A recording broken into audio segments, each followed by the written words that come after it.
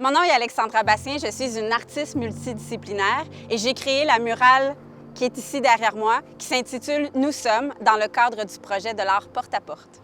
Dans le fond, moi, je voulais vraiment rendre hommage aux personnes âgées, à des élèves que j'ai perdus durant la crise de la COVID.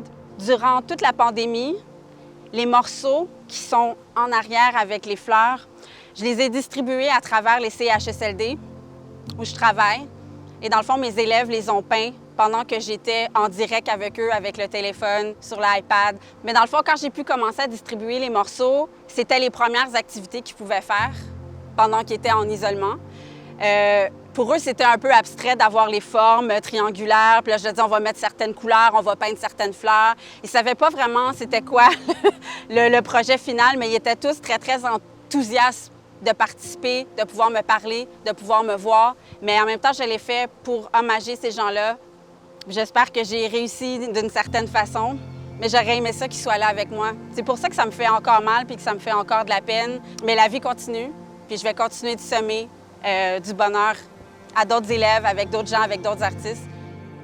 Je suis Tali Nassikian, je suis une artiste visuelle spécialisée en estampes, en gravure. Ça fait quelques années que j'ai commencé à travailler des sculptures en 3 dimensions, des sculptures en papier mâché. D'abord, les formes même, je les ai formées autour de mes propres pieds. Et puis là, on voit des exemples où, par-dessus l'acrylique, j'intègre la collagraphie, du monotype. J'ai quelques-unes où il y a de l'écriture. Dans le contexte de notre projet L'art porte-à-porte, j'ai poussé plus loin cette installation-là. Je voulais prendre cette idée des empreintes et ce que j'ai fait, c'est que j'ai exploré pour la première fois la technique de cyanotype, qui est une technique de photographie avec une solution photosensible.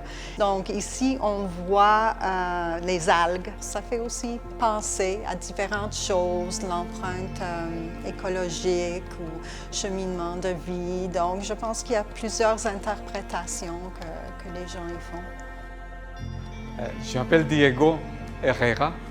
Je suis un artiste en art visuel, dessinateur d'humour, illustrateur et auteur des livres jeunesse. Tout ça sous le nom de plume de Yayo. Je suis originaire de la Colombie.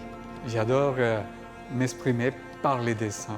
Les images me font rêver. Ça aide à communiquer, à passer des idées. Spécifiquement ici au Centre d'art Diane Dufresne, c'était une belle occasion de m'exprimer concernant l'environnement. Notre petite planète passe par un mauvais moment. Et puis, l'image que j'ai faite pour porte-à-porte et pour l'exposition exprime la pollution par les hydrocarbures, la pollution plastique. Et là, ça représente à l'extérieur, c'est une image en fait en 3D de ce dessin et très représentatif, symbolique. Quand je marche à tous les jours et à chaque jour, je trouve des bouteilles d'eau par terre.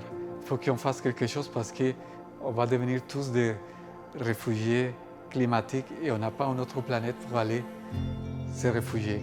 Alors, au fond, je trouve que je cherche de la beauté pour exprimer même ce qui est aberrant.